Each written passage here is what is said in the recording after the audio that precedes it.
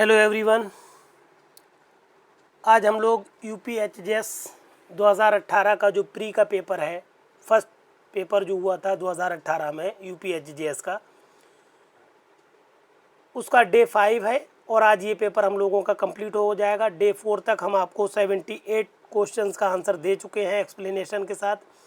Front page इसलिए लगाया है कि इस पे इंस्ट्रक्शंस होते हैं, बहुत सारे इंस्ट्रक्शंस इस तरह से लिखे होते हैं। ये ओरिजिनल पेपर है जो 2018 में आया था, जिसकी सीरीज़ ए है और इसमें सबसे मेन है पॉइंट नंबर 5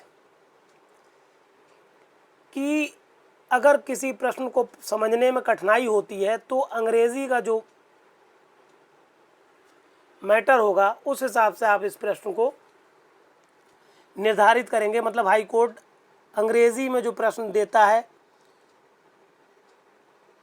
अंग्रेज़ी का जो वर्ज़न है उसके हिसाब से प्रश्न को उत्तर को चेक करता है। तो अगर कहीं कठिनाई आ रही है तो इस प्रश्न जो ये नंबर 4 है इसको आप ध्यान से पढ़ लें कि समझने में कोई कठिनाई है तो इंग्लिश मीडियम के माध्यम से उस प्रश्न का उत्तर दिया जाएगा। कहने का मतलब ये है, अगर हिंदी मीडियम से आप हैं तो आप इंग्लिश मीडियम के भी ऑप्शंस को देखें। प्री में आपके पास समय पर्याप्त होता है, समय की कमी नहीं होती है। बिना टाइम को गवाए हुए हम लोग आगे चलते हैं।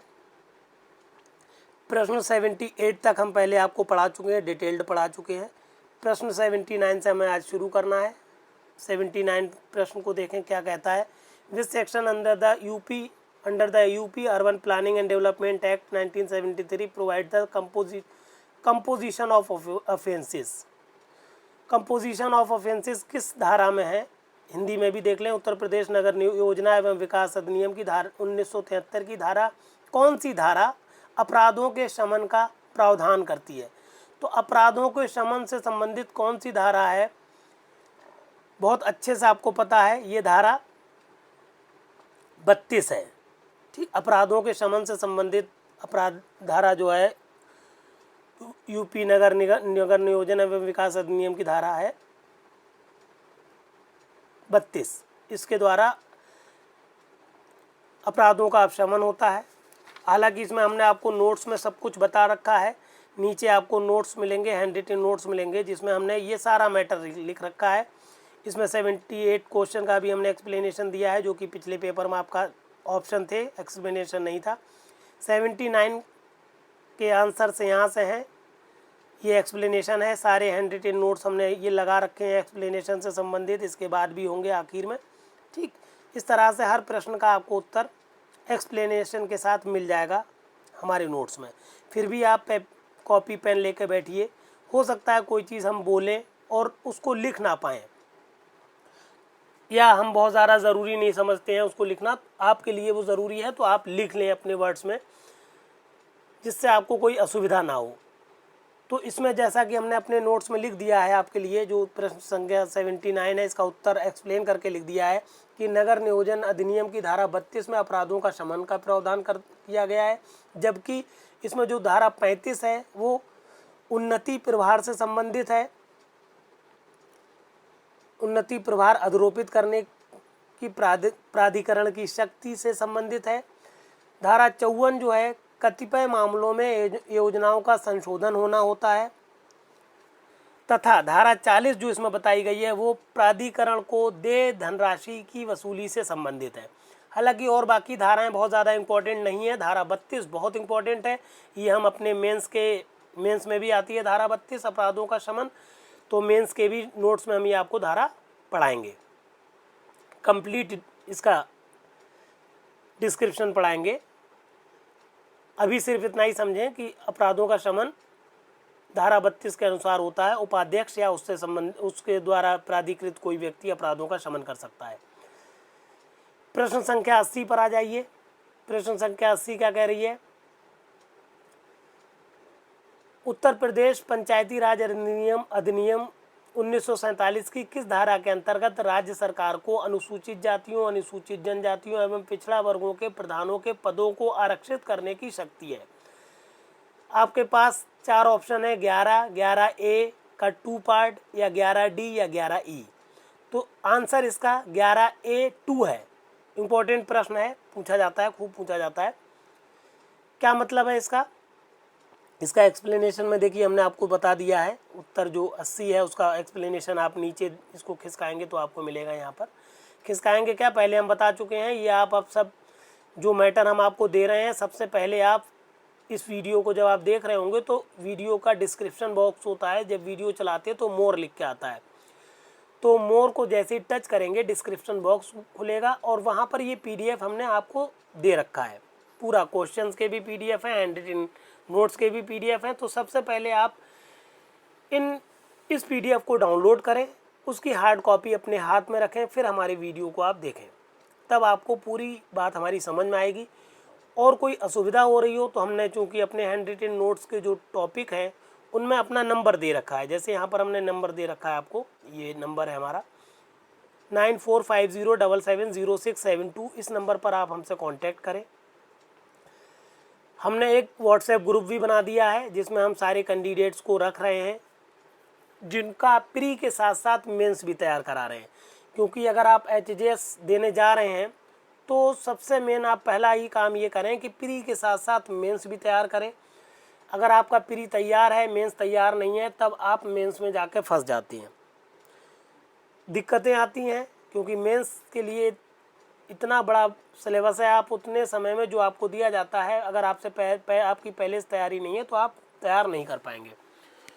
तो प्रॉपर गाइडेंस के लिए प्लस टोटल प्रॉपर मैटर के लिए आप हमारे नंबर पर संपर्क करिए, हमारे ग्रुप पे जुड़िए।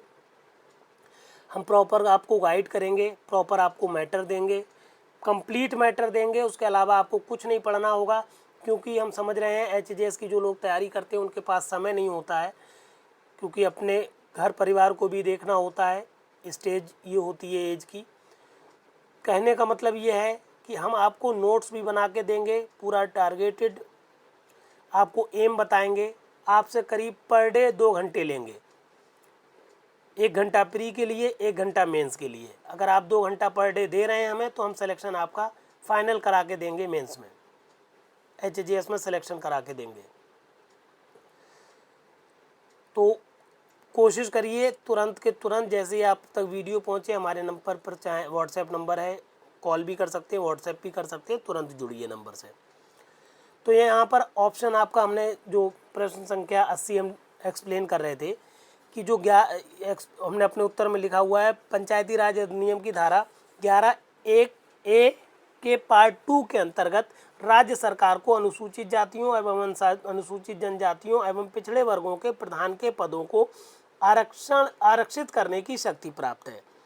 ठीक, इसमें जो धारा 11 इस्तेमाल हुई है वो किससे संबंधित है? धारा 11 ग्राम सभा की बैठकों और कृत्य से संबंधित है। एक और धारा 11D इस्तेमाल हुई है। 11D का मतलब है कतिपय पदों को एक साथ धारण करने पर प्रतिबंध से संबंधित है, धारा 11D। और 11E भी समझ लें आप कायदे से, एक साथ 2 पदों या 2 पद धारण करने पर अग्रेतर रोक से संबंधित है, धारा E। मतलब D और E में समझ रहे हैं? D है एक साथ दूसरे पद को साथ धारण करने पर प्रतिबंध, और उसी को आगे एक्सप्लेन करती है धारा 11E, जो कहती है अग्रेतर पदों, एक से अधिक पदों पर ग्रहण करने पर रोक। पूरा मैटर इसमें हमने आपको लिख के दिया हुआ है, आप इसको समझ लेंगे। अब आ जाइए आप प्रश्न संख्या 81 पर। क्या कहलाती है, क्या कह रहा है प्रश्न 81? उत्तर प्रदेश राज्य अधिनियम के उत्तर प्रदेश पंचायती राज अधिनियम 1947 के किस अध्याय के अधीन ग्राम पंचायत की शक्तियां, कर्तव्यों, कार्यों एवं प्रशासन का प्रावधान किया गया है? तो ग्राम पंचायत की शक्तियां, कार्य, कर्तव्य, ये सब प्रशासन, इनके प्रशासन संबंधित धारा है, धारा नहीं, अध्याय 4 है। अध्याय 4 उत्तर में हमने लिख दिया है, पंचायती राज अधिनियम की धारा अध्याय 4 में ग्राम पंचायत की शक्तियां हैं, कर्तव्य हैं, कार्य हैं एवं इनका कार्यों का प्रशासन का प्रावधान है। ठीक, किस किस का? अध्याय 4 में ग्राम पंचायत की शक्तियां, कर्तव्यों, कार्यों एवं कार्यों और इन सब के प्रशासन का प्रावधान किया गया धारा 4 में। जबकि बार बार धारा निकल जा रहा है, अध्याय 4 में। जबकि अध्याय 3 में क्या बताया गया है? ग्राम सभा की बैठकों और कृत्य से संबंधित है। अध्याय 3। अध्याय 5 में भूमि का अर्जन, गांव निधि और संपत्ति का वर्णन किया गया है। और आखिरी जो इसमें अध्याय इस्तेमाल हुआ, अध्याय 9। अध्याय 9 में बताया गया है उपविधियां तथा निरसन से संबंधित, मतलब जो पंचायती राज अधिनियम है इसके अंतर्गत ग्राम पंचायत उपविधियां बना सकती है और किसी चीज़ को निश्चित कर सकती है। इन सबसे संबंधित है अध्याय 9। तो इसमें मेन थी अध्याय ऑप्शन नंबर ए, इसका आंसर सही था अध्याय 4। हालांकि हमने सारे अध्याय का आपको एक्सप्लेनेशन दे दिया है। हम बार बार बता चुके हैं, एक प्रश्न को आप इस तरह से पढ़ें जिस तरह से हम पढ़ा रहे हैं, कि सिर्फ एक प्रश्न को आप आगे टिक करके आगे ना बढ़ जाएं, आप उसके आगे पीछे के सारे ऑप्शन देख लें। तो 4 ऑप्शन के साथ साथ कम से कम आप 4-5 पॉइंट सीख रहे हैं प्रत्येक प्रश्न में। मतलब पर डे आप 80-90 प्रश्न करेंगे अगर आप हमारे साथ पढ़ रहे हैं तो। 20 क्वेश्चन का टारगेट है हमारा पर डे का, मतलब 20, किसी दिन 18 हो जा रहे हैं, किसी दिन 22 भी हो सकते हैं। तो 5 दिन में पूरा पेपर कंप्लीट कर रहे हैं और पर डे हम आपको 20 क्वेश्चन का मतलब है कम से कम 80 से लेके 100 प्रश्न करा रहे हैं, क्योंकि उनके एक्सप्लेनेशन दे रहे हैं। तो 100 से लेके 80 पॉइंट आपके पर डे क्लियर करेंगे हम आप इस माध्यम से आपके साथ, और तैयारी आपकी पूर्ण हो जाएगी। 3-4 महीने में पूरी तैयारी हम करा देंगे आपकी यूपी प्री की, यूपी एचजेएस प्री और मेंस दोनों की, अगर आप हमारे हिसाब से चलेंगे तो। पर डे 2-3 घंटा आप दीजिए, तैयारी आपकी हम 3-4 महीने के अंदर अंदर पूरी करा देंगे। ज़्यादा समय नहीं है, किसी भी समय आपकी वैकेंसी आ सकती है। यूपी एचजेएस की वैकेंसी बिल्कुल समझ लीजिए आने ही वाली हैं, किसी भी समय आ सकती हैं। कुल मिला के ये धारा जो प्रश्न संख्या 80 थी ये क्लियर कर दिया हमने आपको। फिर आ जाइए आप 80 के बाद 81 हो गया प्रश्न आपका। 81वां प्रश्न था जो अध्याय 4 से संबंधित था। 82 प्रश्न में आ जाइए। 82वां प्रश्न क्या कहलाता है? Who has power to make regulation under the provision of the UP urban planning and development act 1973। ये ओरिजिनल पेपर है, इसी तरह से पेपर आपको मिलता है, इसीलिए हम आपको मेन पेपर से पढ़ा रहे हैं कि आपको पेपर फेस करने की कैपेबिलिटी आ जाए। पेपर देखने के बाद आपको कुछ नया ना लगे, सटासट आप करते चले जाएं। तो प्रश्न संख्या 82 के पूछ रही है आपसे कि उत्तर प्रदेश नगर योजना एवं विकास अधिनियम 1973 के प्रावधान के अंतर्गत किसे विनियम बनाने की शक्ति प्राप्त है? विनियम को आप इंग्लिश में ज़रूर देख लें। विनियम को इंग्लिश में क्या कहते हैं आप? रेगुलेशंस। ठीक, तो विनियम बनाने की शक्ति है विकास प्राधिकरण को। कहने का मतलब हुआ ऑप्शन आपका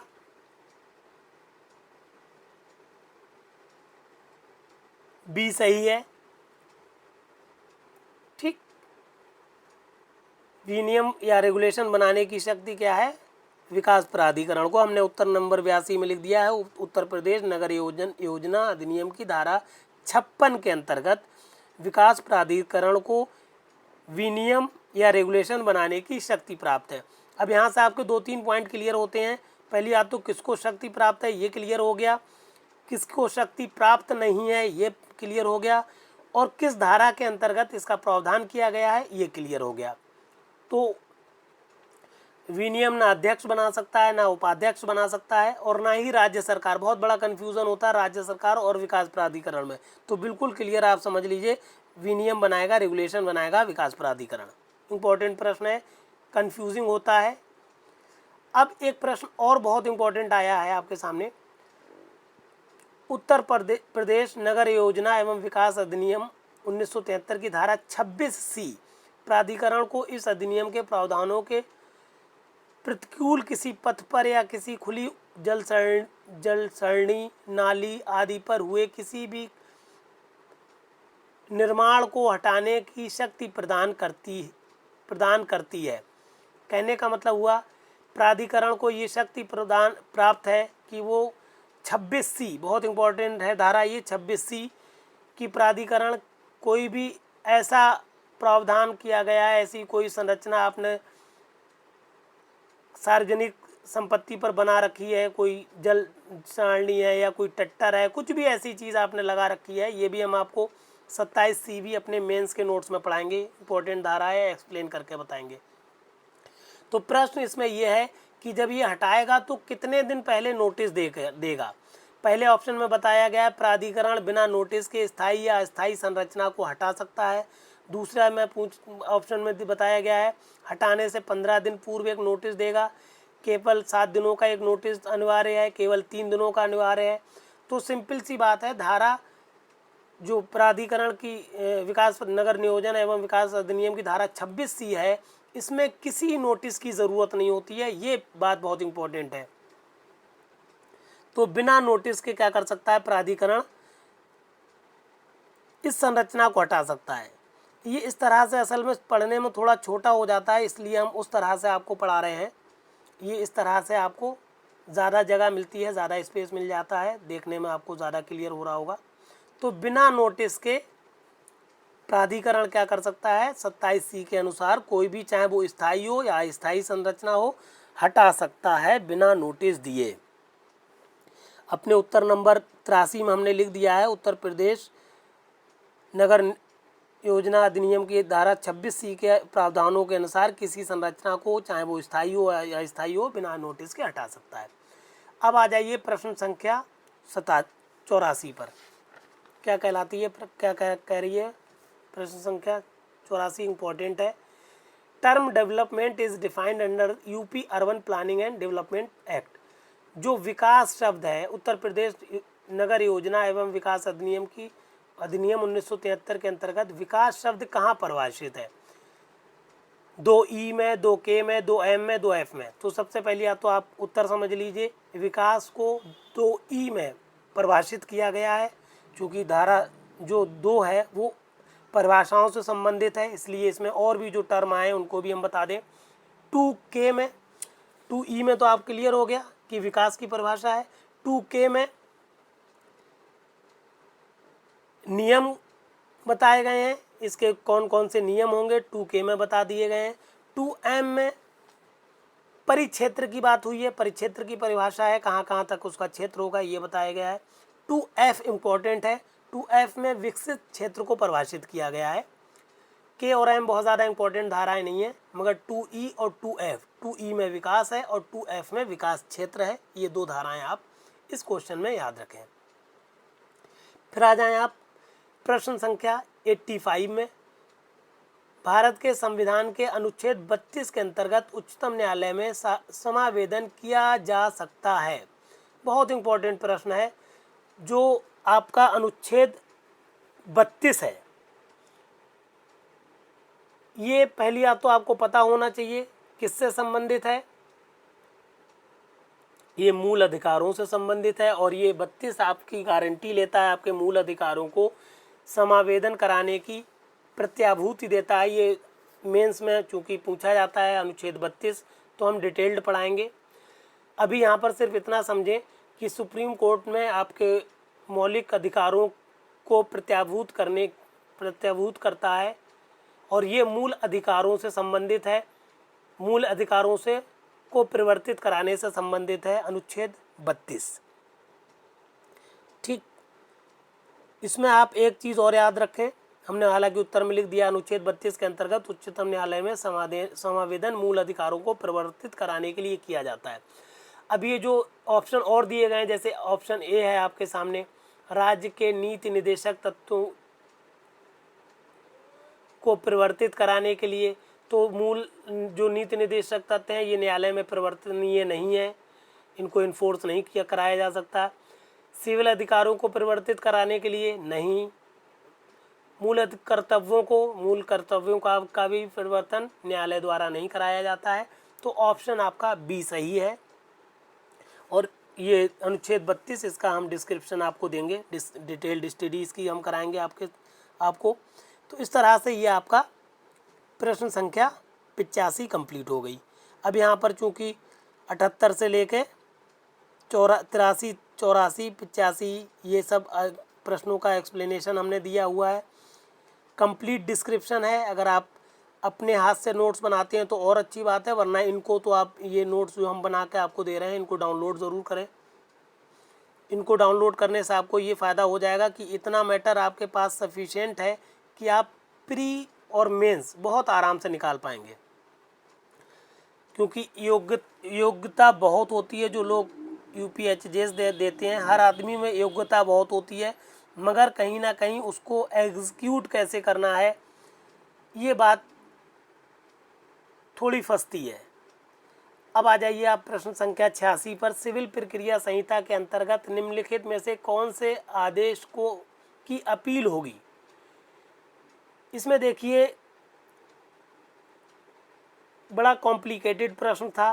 पहले जब उच्च न्यायालय ने अपनी आंसर शीट निकाली थी तो इसमें इसके ए ऑप्शन को करेक्ट किया था, आदेश 1 नियम 23 को। मगर अगर आप ध्यान से देखेंगे तो ये प्रश्न फंस गया था जब इसमें ऑब्जेक्शन लगाया गया, तो सुप्रीम कोर्ट ने इस प्रश्न को निरस्त कर दिया, कैंसिल कर दिया और सबको एक एक मार्क दे दिया। तो प्रश्न जो 86 है ये निरसित है, निरस्त कर दिया गया है। अब आ जाइए प्रश्न संख्या 87 पर। प्रश्न संख्या 87 क्या कह रही है समझ लें। In the code of civil procedure, an ex party decree can be set aside. Civil प्रक्रिया संहिता में एक पक्षीय डिक्री को अपास्त किया जाता है। बहुत ही ज़्यादा आता है ये प्रश्न, मेंस में भी आता है, इसीलिए हम इसको डिटेल्ड पढ़ाएंगे अपने नोट्स में। मेंस के जो नोट्स हम जैसा कि बार बार बता रहे हैं, प्री के साथ ही साथ हम मेंस भी आपको पढ़ाएंगे। अगर आप सचमुच में इच्छुक हैं एचजेएस में सिलेक्शन के लिए तो आप हमारे नंबर पर ज़रूर कांटेक्ट करें कि किस तरह से प्री के साथ साथ हम मेंस के नोट्स दे रहे हैं। एक ग्रुप बनाएंगे, उस ग्रुप में हम दोनों ही, चाहें ऑफलाइन पढ़ना चाहें आप, चाहें ऑनलाइन पढ़ना चाहें, दोनों ही तरह से हम पढ़ा रहे हैं और पूरा बैच बना रहे हैं। सिलेक्शन लेना है तो आप तुरंत संपर्क कर लें। अगर आप दूर कहीं रहते हैं तो ऑनलाइन माध्यम से हम आपको बता सकते हैं, समझा सकते हैं, वो भी ऑलमोस्ट फ्री ऑफ कॉस्ट में।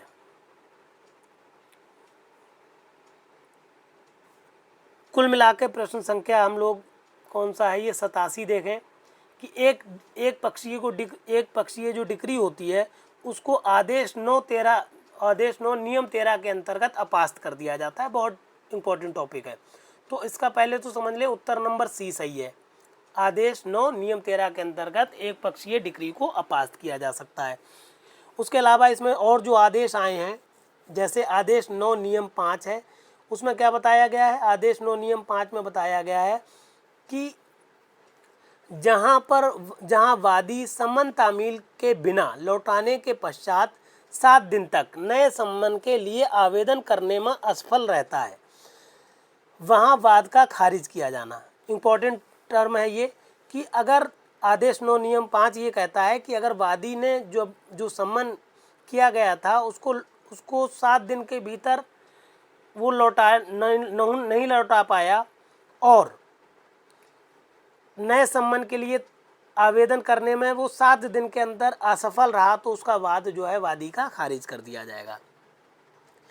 फिर आदेश 9 नियम 10 में बताई गई है कि कई वादियों में से एक या अधिक को गैर हाजिरी की दशा में प्रक्रिया। आदेश 9 नियम 10 कह रहा है कि वादी में से कई एक वादी हैं, उनमें से एक या अधिक गैर हाजिर हो जाता है, तो उस दशा में कौन सी प्रक्रिया अपनाई जाएगी ये बताता है आदेश 9 नियम 10। आखिरी इसमें आदेश 9 नियम 11 है जो कहता है कई प्रतिवादियों में से एक या अधिक की गैर हाजिरी की दशा में प्रक्रिया। कहने का मतलब है आदेश 9 नियम 11 में अगर एक से अधिक प्रतिवादी हैं और उन प्रतिवादियों में से एक प्रतिवादी या अधिक प्रतिवादी गैर हाजिर रहता है तो न्यायालय क्या प्रक्रिया करेगा ये बता दी गई है बात। कहने का मतलब हुआ जितने भी आदेश, जितने भी नियम इसमें आए थे उन सब का हमने एक्सप्लेनेशन दिया है और अपने नोट्स में इनको लिख भी दिया है। यहाँ पर आपको नोट्स मिल जाएंगे, आगे हैंड रिटन नोट्स हम बार बार बता रहे हैं आपको, ये सब लिखा हुआ है यहाँ पर आपको मिलेगा, ऊपर शायद है इसका नोट्स। फिर आ जाइए आप प्रश्न संख्या 88 पर। क्या कह रही है प्रश्न संख्या 88?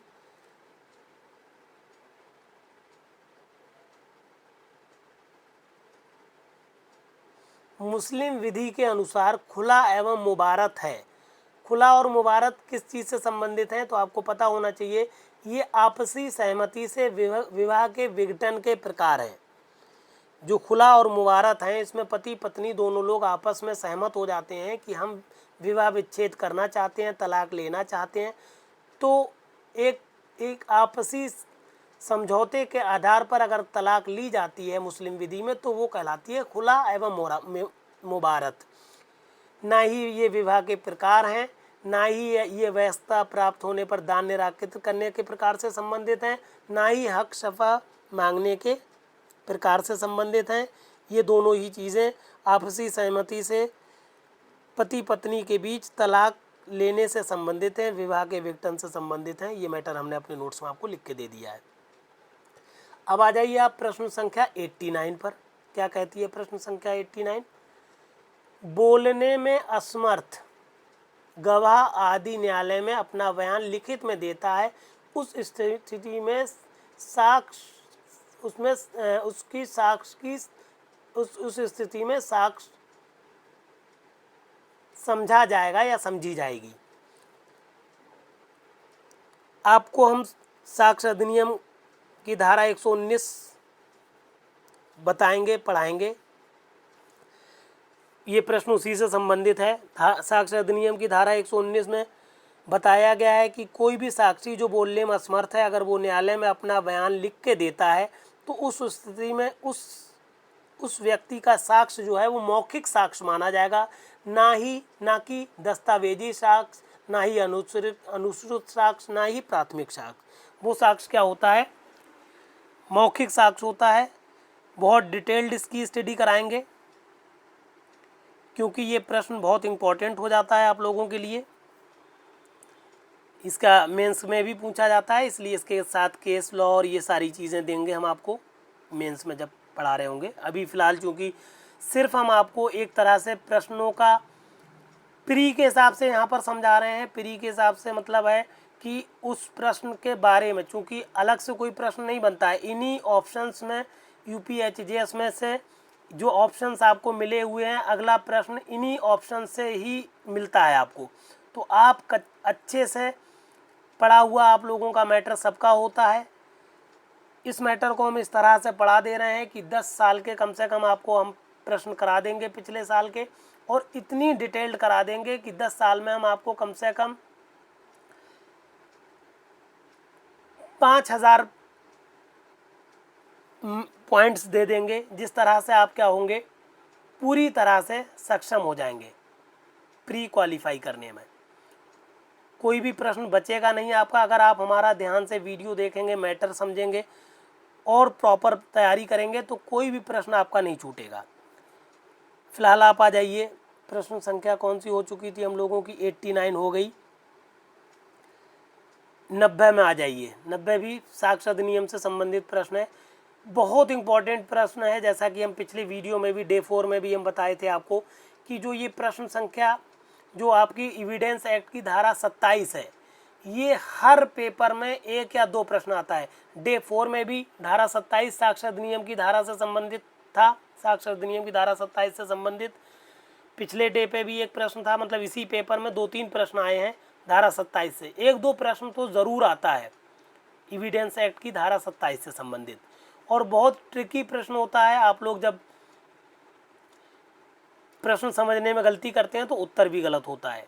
प्रश्न ये है, पुलिस अभिरक्षा में एक अभियुक्त थाना अध्यक्ष को सूचित करता है कि वो चाबी जिसके द्वारा उसने तिजोरी को खोलकर चोरी की है, उसने अपने घर के आंगन में रखी है। ये सूचना किस सीमा तक साबित की जा सकती है? देखिए, बहुत इंपॉर्टेंट पॉइंट, सीमा देख लीजिए। चोरी का अपराध कारित करने की। दूसरा ऑप्शन है तिजोरी का ताला खोलने की। तीसरा ऑप्शन है तिजोरी का ताला खोलकर चोरी करने एवं साक्ष्य नष्ट करने की। चौथी और आखिरी बात है चाबी को घर के आंगन में रखने की। तो हाँ भाई, बिल्कुल आपको आइडिया हो गया होगा कि कौन सा ऑप्शन सही है ये, क्योंकि हम पिछले डे 4 पे भी बहुत डिटेल्ड स्टडीज़ की करा चुके हैं। तो इसका ऑप्शन डी सही है, सिर्फ और सिर्फ चाबी को घर के आंगन में रखने की। धारा 27 एविडेंस एक्ट की कहती है कि जब कोई व्यक्ति पुलिस अभिरक्षा में हो और वो पुलिस वाले को बताए कि मैं ऐसी चीज़ बरामद कर सकता हूँ, करा सकता हूँ जो मैंने वहाँ पर छुपाई है, तो सिर्फ़ और सिर्फ उतनी बात को जो कि इस बात के स्पष्टीकरण से संबंधित है कि जो वो बरामदगी करा रहा है, सिर्फ उतनी बात को आप साक्ष्य के रूप पर प्रस्तुत कर पाएंगे, उसको साबित कर पाएंगे, चाहे भले ही वो संस्वीकृति हो या ना हो। तो कहने का मतलब है, ना ही आप इसके द्वारा इसके बयान से चोरी का अपराध साबित कर पाएंगे, ना ही तिजोरी का ताला खोलने की बात साबित कर पाएंगे, ना ही ताला खोलकर चोरी और साक्ष्य नष्ट करने की बात को साबित कर पाएंगे। सिर्फ और सिर्फ आप साबित कर पाएंगे क्योंकि उसने चाबी को कहीं से बरामद करवाया है, तो आप सिर्फ इतना साबित कर पाएंगे कि इसने चाबी को घर के आंगन में रखा था। बहुत इंपॉर्टेंट धारा है, बहुत ध्यान से समझिएगा।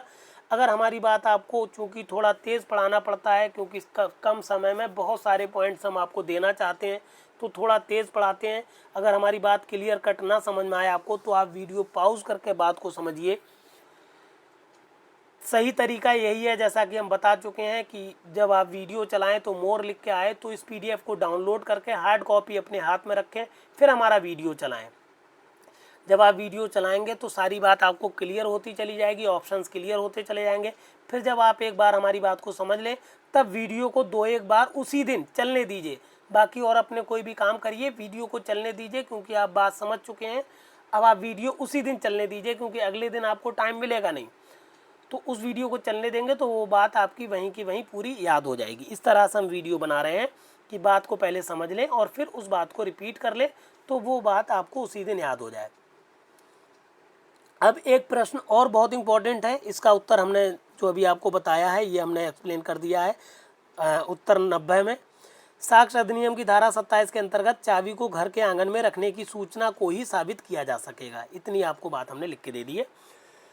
चूँकि मैटर में हम बहुत सारी चीज़ें बोल देते हैं, तो बहुत सारे पॉइंट्स ऐसे हैं जो आपको PDF मिला उसमें ना लिखे हों, तो आप अपने हाथ से कुछ पॉइंट्स को अपने आप लिख लें।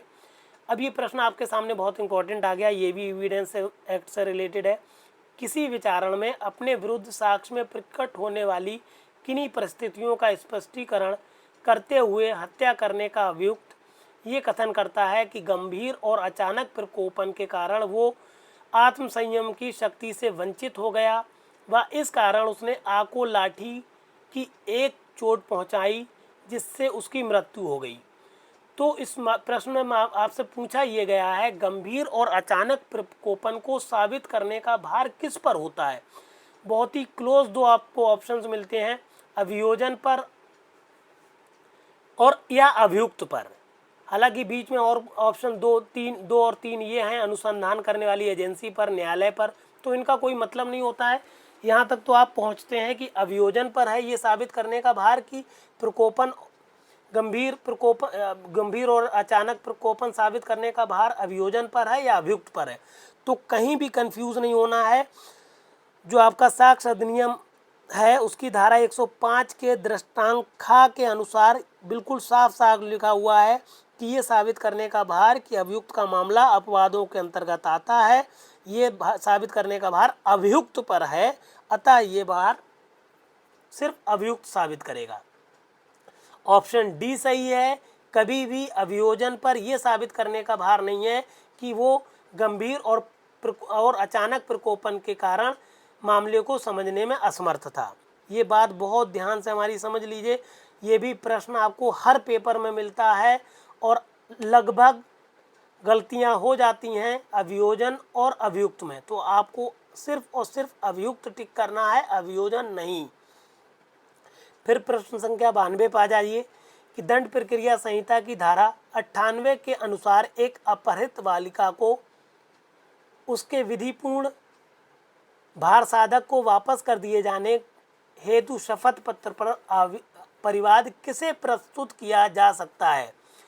कहने का मतलब है कोई बालिका है जिसका अपहरण कर लिया गया है, अपहृत कर दी गई है, अपहरण हो गया है उसका, तो कौन व्यक्ति जो है, किस व्यक्ति को आप शपथ पर परिवाद करेंगे कि उसकी बालिका को अपहृत कर लिया गया है और उसको वापस कर दिया जाए उस भार साधक को जिसकी विधिपूर्ण संरक्षा में वो बालिका रह रही थी, तो क्या किसके पास आवेदन किया जा सकता है? जिला मजिस्ट्रेट के पास, उपखंड मजिस्ट्रेट के पास या प्रथम श्रेणी मजिस्ट्रेट के पास।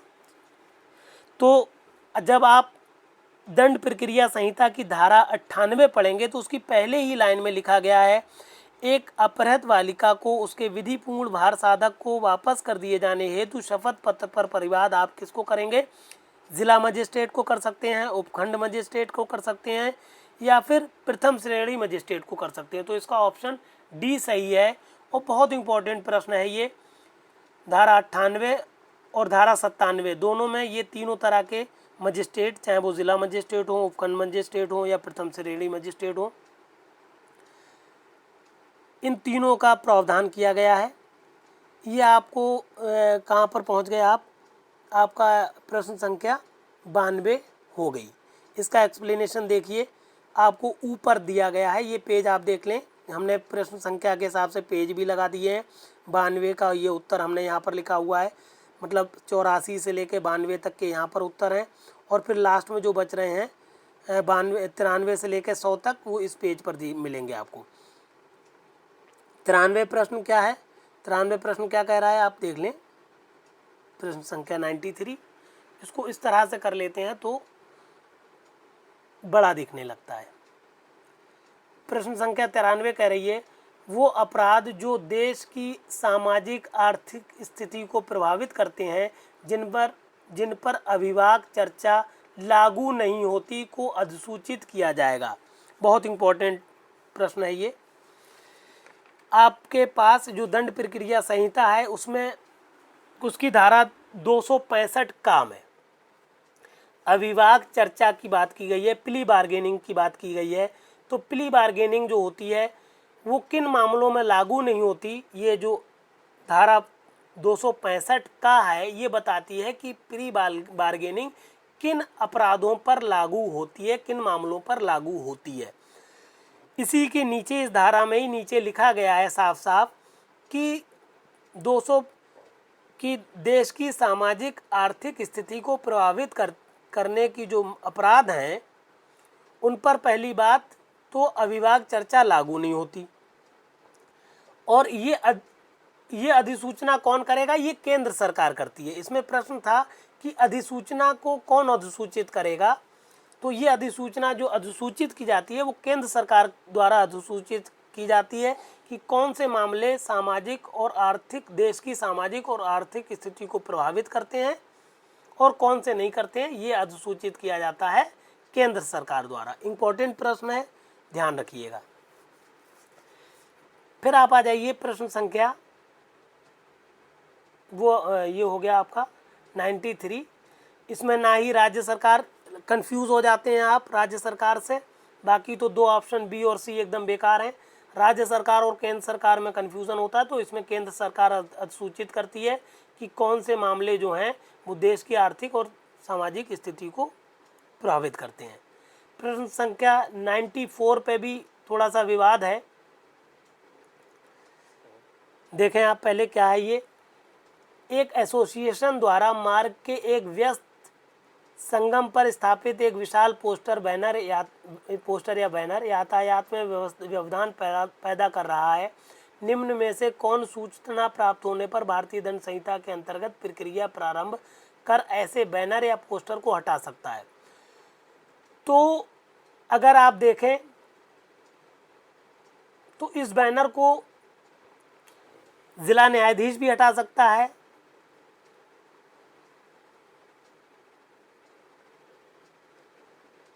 सॉरी जिला न्यायाधीश नहीं, जिला, देखिए दो ऑप्शन में आपको ध्यान से देखिए, ए और बी इंग्लिश में क्या लिखे गए हैं। ए ऑप्शन में डिस्ट्रिक्ट मजिस्ट्रेट है और डी ऑप्शन में कलेक्टर है, जबकि हिंदी का देखेंगे तो ए ऑप्शन में जिला न्यायाधीश लिखा है और बी ऑप्शन में भी जिलाधीश लिखा हुआ है। ठीक, अब इस तरह से हिंदी वालों के साथ मामला हो जाता है। तो चूंकि ऑप्शन गड़बड़ होने की वजह से इस प्रश्न को भी हाई कोर्ट ने निरस्त कर दिया था और सारे स्टूडेंट्स को एक एक नंबर दिया था।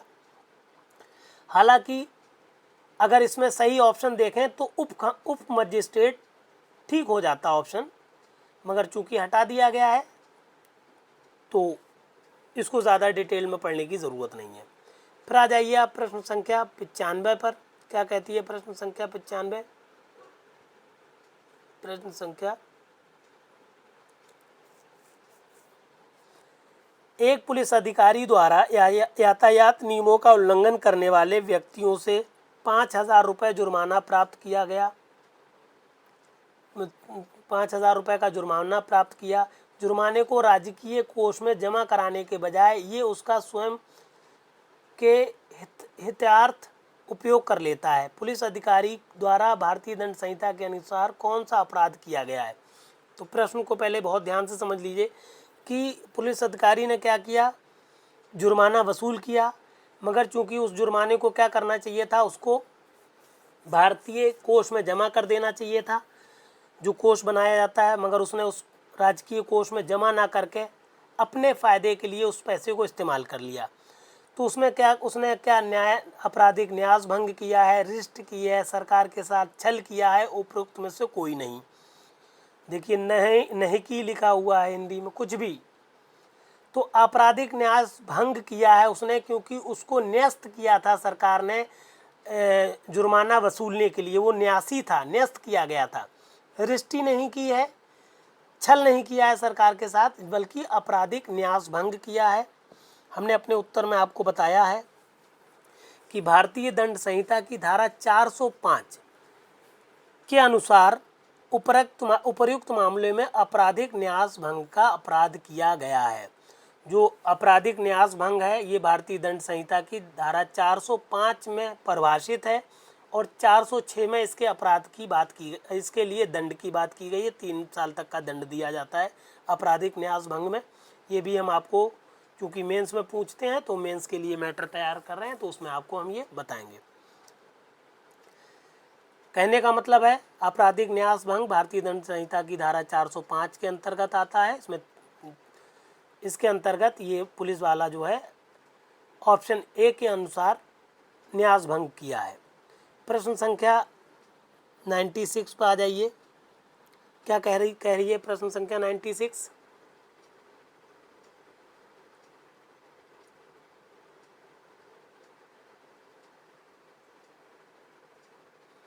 Who according to section 21 of Indian Penal Code 1980 is not a public servant? Public servant में कौन नहीं आता है? आप अच्छी तरह से जानते हैं। जो भारतीय दंड संहिता की धारा 21 है उसमें, पहले हम हिंदी का भी देख लें। भारतीय दंड संहिता 1860 की धारा 21 के अनुसार निम्न में से कौन लोक सेवक नहीं है?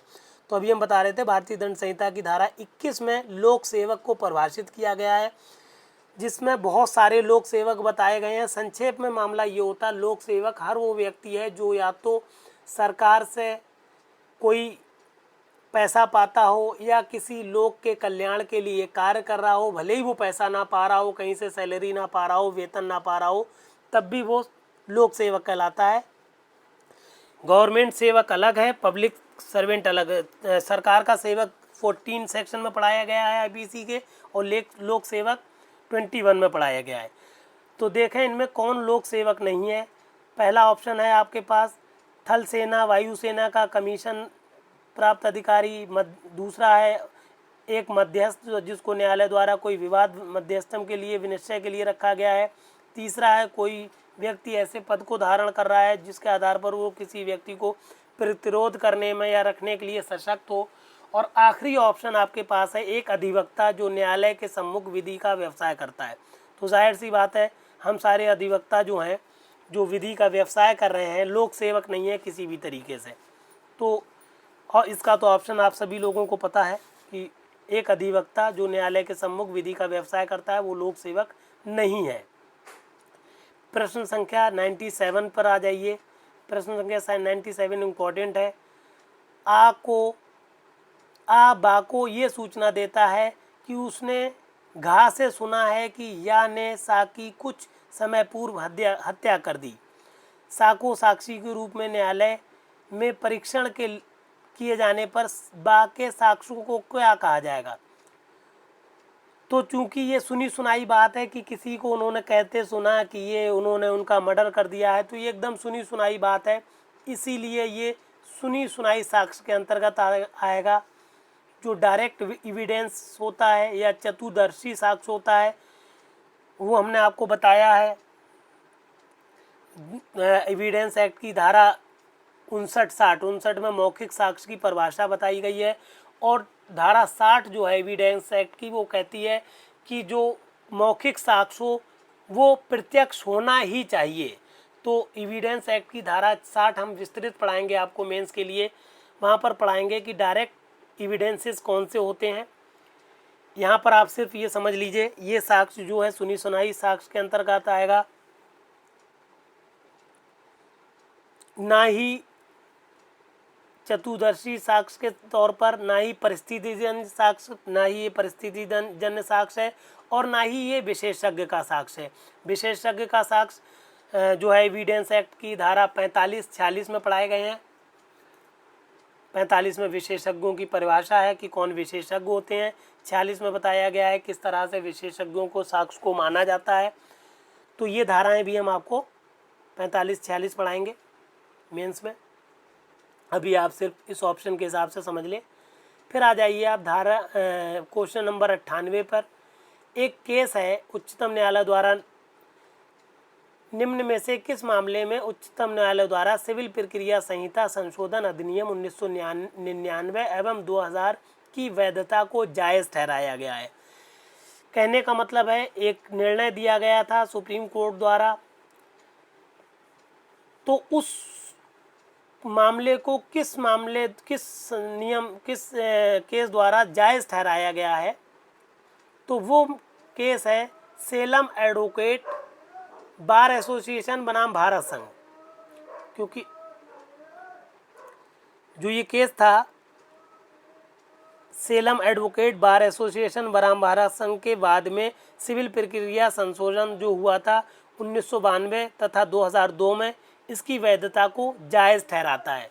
कहने का मतलब है इस केस के द्वारा जो सुप्रीम कोर्ट ने ये इस केस का निर्धारण किया, इसमें सुप्रीम कोर्ट ने बिल्कुल क्लियर कर दिया कि जो सीपीसी में 1992 और 2002 में संशोधन हुए हैं वो बिल्कुल ठीक हैं, वैध हैं, उनमें कोई त्रुटि नहीं है।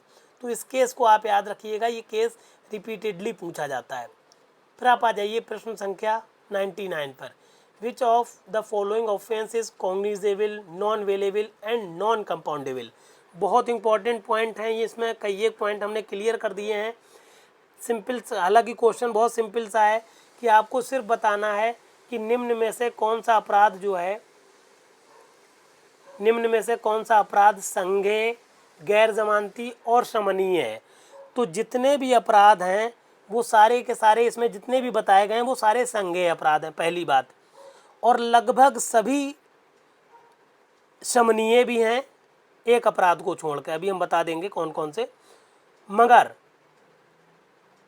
संज्ञेय, गैर जमानती और अशमनीय, ये तीनों के तीनों सिर्फ और सिर्फ भारतीय दंड संहिता की धारा 307 जो ऑप्शन बी है, हत्या करने का प्रयत्न है, ये जो अपराध है 300, इन जो जितने अपराध आपको दिए गए हैं इन अपराधों में धारा भारतीय दंड संहिता की धारा 307 के अंतर्गत दंडनीय हत्या करने का प्रयत्न जो है वो संज्ञेय है, गैर जमानती है और अशमनीय है। संज्ञेय आप जान रहे होंगे कॉग्निजेबल होता है, जिसका संज्ञान लिया जाता है। गैर जमानती का मतलब इसमें आप जमानत को अधिकार के रूप में नहीं ले सकते। अशमनीय का मतलब है कि पक्षकार चाहें भी तो उसका शमन नहीं कर सकते, मतलब इसका शमन नहीं होता है, इसको खत्म नहीं किया जा सकता पक्षकारों के चाहने पर भी।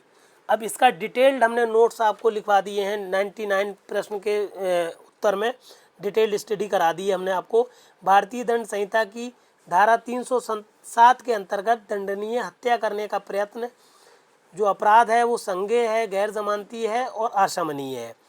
दूसरे पॉइंट में हमने लिख दिया है भारतीय दंड संहिता की धारा 325 के अधीन जो अपराध है वो संज्ञेय है, मगर ये शमनीय है और जमानती है, मतलब आप शमन कर सकते हैं और जमानत ले सकते हैं, अधिकार के रूप में CRPC की धारा 436 के अनुसार। फिर तीसरी बात हमने लिख दी है कि धारा 330 के अंतर्गत अपराध जो है वो संज्ञेय है, जमानतीय है और अशमनीय है। सिर्फ यही अपराध जो है वो अशमनीय है 307 के अलावा। फिर 335 में जो अपराध है, भारतीय दंड संहिता की धारा 335 के अंतर्गत जो अपराध है वो संज्ञेय है, जमानती है और शमनीय है। ठीक, आपको पता होगा इन अपराधों के बारे में भी। 325 में जो घोर उपपत्ति होती है उसके बारे में बताया गया है। 330 जो धारा है भारतीय दंड संहिता की, वो धारा किसी को संस्वीकृति संज्ञापित करने के लिए प्रताड़ित करने से संबंधित है। ठीक, इन सब धाराओं का आपके बाद मतलब डिटेल्ड स्टडी भी होती है, कराएंगे हम आपको मेंस के लिए, तो उसमें पूछा जाता है। 325 इम्पोर्टेंट धारा है और 307 और 330। इस तरह से आप 99 क्वेश्चन तक पहुंच गए। आखिरी प्रश्न है आपके पास 100वां प्रश्न, जो कि 2018 के जो फर्स्ट पार्ट UPHJS है इसका आखिरी प्रश्न है और इस लेक्चर का भी आखिरी प्रश्न है। और यहाँ पर जाकर ये 100 प्रश्न आपके 5 दिन में हमने कंप्लीट करा दिए। जिन 100 प्रश्नों से संबंधित कम से कम 500 जानकारियाँ हमने आपको दी हैं। अगर 10 पेपर करा देंगे हम आपके तो 5000 जानकारियाँ आपके पास पहुँच जाएंगी, जो कि पर्याप्त हो जाएंगी आपका रिवीजन कराने के लिए, आपका सिलेक्शन कराने के लिए प्री में। और इसी के साथ साथ हम आपको अपना नंबर चूँकि यहाँ पर बता चुके हैं 94, ये नंबर हमने अपने नोट्स में दे दिया 9450770672। ये व्हाट्सएप नंबर भी है, कॉलिंग नंबर भी है। इस नंबर पर आप हमसे संपर्क करिए, जिससे हम आपके प्री के साथ साथ मेंस की भी तैयारी करा सकें। प्री के साथ साथ मेंस भी तैयार करेंगे तभी आप सिलेक्शन फाइनल ले पाएंगे। अब पहले प्रश्न देख लें, फिर हम थोड़ी सी गुफ्तगू और करेंगे, आपसे चर्चा करेंगे। प्रश्न ये है कि साक्ष्य burden of proof under section 101 of evidence act, साक्ष्य अधिनियम की जो धारा 101 है, इसके अंतर्गत सबूत का भार। बहुत इम्पोर्टेंट प्रश्न है कि ये सबूत का भार विचारण के दौरान परिस्थितियों द्वारा परिवर्तित होता रहता है, कभी परिवर्तित नहीं होता, परिवर्तित हो सकता है। उक्त एक व दो दोनों सही है। तो आप बिल्कुल ध्यान रख लीजिए, जो साक्ष्य अधिनियम की धारा 101 है इसके अंतर्गत सबूत का भार कभी भी परिवर्तित नहीं होता है। अकॉर्डिंग टू सेक्शन 101 सबूत का भार परिवर्तित नहीं होता है। इसमें हमने अपने उत्तर में लिख दिया है, साक्ष्य अधिनियम की धारा 101 के अंतर्गत सबूत का भार कभी परिवर्तित नहीं होता, किंतु 102 के अंतर्गत परिवर्तित होता है। ठीक, जो साक्ष्य अधिनियम की धारा 102 है उसमें सबूत का भार परिवर्तित होता रहता है, परिवर्तित हो सकता है, मगर धारा 101 के अंतर्गत परिवर्तित नहीं होता कभी भी। इस तरह से ये पूरा मैटर, ये 100 प्रश्न हमने मतलब 100 प्रश्न पूरे हो गए हैं। ये हैंड रिटन नोट्स आपको हमने हर प्रश्न का एक्सप्लेनेशन दिया है, हर प्रश्न का, और हर प्रश्न में प्रयास किया है 4 से लेकर 5 पॉइंट हम आपके क्लियर कर दें। कुल मिला के आपका इस तरह से पूरा रिवीजन हो जाए, पूरा आपका प्री तैयार हो जाए और बिल्कुल हो जाएगा। जिस तरह से हम पढ़ा रहे हैं उस तरह से पढ़िएगा। ओरिजिनल पेपर लेने का मकसद सिर्फ इतना है कि आप जो लैंग्वेज की जो पेपर की लैंग्वेज है वो समझ सकें, पेपर किस तरह से आता है वो समझ सकें। क्योंकि आप जब पुराने प्रश्नों का जो सॉल्यूशन सॉल्व प्रश्न लेके आते हैं या कहीं से भी आप कलेक्ट करते हैं जो प्रीवियस ईयर के क्वेश्चंस होते हैं, तो उनमें पहली बात तो बहुत सारी त्रुटियां होती हैं, उनके आंसर्स गलत होते हैं। तो आप जब उन प्रश्नों से आप उत्तर कर रहे होते हैं तो कॉन्फिडेंट नहीं होते, पहली बात। दूसरी बात, वहाँ पर आपको कोई समझाने वाला नहीं होता है कि ये सही है या गलत है। तीसरी बात, आपके पास डिस्कशन का इतना समय नहीं होता है कि आप किससे पूछें जाके कि क्या सही है और क्या गलत है। तो बहुत सारी प्रॉब्लम्स आती हैं और ना ही आपके पास इतना समय होता है कि आप अलग से पढ़ाई के लिए 2-4 घंटा निकाल सकें। इसीलिए हमने आपके लिए ख़ास तौर से UPHJS वालों के लिए ये नोट्स बना रहे हैं और ये नोट्स प्री और मेंस साथ लेके चल रहे हैं। हमारा मकसद सिलेक्शन दिलाना है, इसलिए जो भी कैंडिडेट्स आप सचमुच में सेलेक्ट होना चाहते हैं बहुत ही कम मेहनत में, तो आप हमसे तुरंत संपर्क करें हमारे नंबर पर, जो कि नंबर हमने दे रखा है, बार बार आपको बता रहे हैं 9450770672। हम खुद भी 3 बार HJS आपका यूपी का लिख चुके हैं, तो पूरा हमको अनुभव है कि किस तरह से प्रश्न आते हैं, कहाँ से आ सकते हैं, कितने कितने तक मेरिट जाती है, कितने तक क्या होता है, और किस तरह से क्या हमसे त्रुटियाँ हुई हैं मेंस को लिखने में, जिस वजह से फाइनल सिलेक्शन हम नहीं ले पाए हैं। तो वो उन त्रुटियों की भी हम चर्चा आपके सामने करेंगे, खुल के डिस्कस करेंगे कि आप वो गलतियां ना करें जिससे किसी भी हाल पे आपका सिलेक्शन रुके। कहने का मतलब ये है कि आप अगर खुद इंटरेस्टेड हैं तो तुरंत हमारे नंबर पर संपर्क करें, नहीं है तो आपके साथी अगर इस तरह के हैं जो HJS की तैयारी कर रहे हैं, जो HJS के लिए एलिजिबल हैं या होने वाले हैं या होने लायक हैं, तो उनको तुरंत ये मैटर शेयर कर दें और हमारे चैनल को ज़रूर सब्सक्राइब कर लें, जिससे हम जो भी नोटिफिकेशन डालें, जो भी मैटर डालें तो तुरंत आप तक पहुंच जाएगा। और बेल आइकन को भी ज़रूर प्रेस कर लें जिससे हर मैटर आप तक पहुंचता रहे। कुल मिला के कहने का मतलब ये है, ये हमने प्रारूप आपको इसलिए दिया है हर चीज़ का कि आप पूरे पेपर को समझ पाएँ और आप हमारे साथ जुड़ सकें, इसलिए हमने अपना नंबर भी दे दिया है। हमारा मकसद आपको सिलेक्शन दिलाना है, इसीलिए हम आपके साथ इतनी मेहनत कर रहे हैं कि नोट्स आपको बना के दे रहे हैं, PDF आपको लगा के दे रहे हैं। हर वीडियो में हमने PDF लगाया हुआ है। जब आप वीडियो चलाएंगे तो मोर लिख के आएगा, डिस्क्रिप्शन बॉक्स खुलेगा, डिस्क्रिप्शन बॉक्स में जाके आप PDF को डाउनलोड ज़रूर कर लें। अगर कोई भी असुविधा हो रही है तो चाहे आप कमेंट कर सकते हैं, चाहे तो आप हमें हमारे व्हाट्सएप नंबर पर हमें मैसेज या कॉल कर सकते हैं। कॉलिंग नंबर भी है, व्हाट्सएप नंबर भी है। हम हर तरह से आपके साथ खड़े हैं, आपकी तैयारी कराने के लिए हम तत्पर हैं। तो इस तरह से पूरा मैटर ये आपका हो गया। ये पेपर आज आपका जो 2018 का UP HJS का पेपर आया था वो आज हमने ये कंप्लीट कर दिया फर्स्ट पार्ट। अगले जो डे होगा डे 6, उससे हम जो चूँकि UP HJS के 3 पेपर हुए थे 2018 में, फर्स्ट पार्ट, सेकेंड पार्ट और थर्ड पार्ट, तो डे 6 से हम आपको जो UP HJS का सेकेंड पार्ट है उसका प्री डिस्कस कराएंगे। तो अगर अभी तक आप नहीं जुड़े हैं तो तुरंत जुड़ जाइए और डे 1 से देखना शुरू कर दीजिए। और दूसरी चीज़, तुरंत हमारे ग्रुप से अटैच हो जाइए, जिससे सारी इन्फॉर्मेशन आप तक हम पहुंचा पाएंगे। हम आपके डायरेक्ट कांटेक्ट में होंगे, सारा डिस्कशन आप हमारे साथ कर सकते हो। और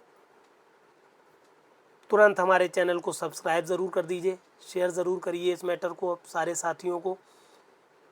और जैसा कि हमने बताया है, PDF डाउनलोड करके वीडियो को देखिए, PDF को अपने हाथ में रखिए। जब आप वीडियो देखेंगे तो पूरा मैटर आप क्लियर कर लेंगे। उसके बाद वीडियो को चलने दीजिए 2-4 बार, जिससे आपके दिमाग में पूरी बात कंठस्थ क्लियर हो जाएगी। फिर अगला पेपर आप सॉल्व करिए। Thank you for watching this.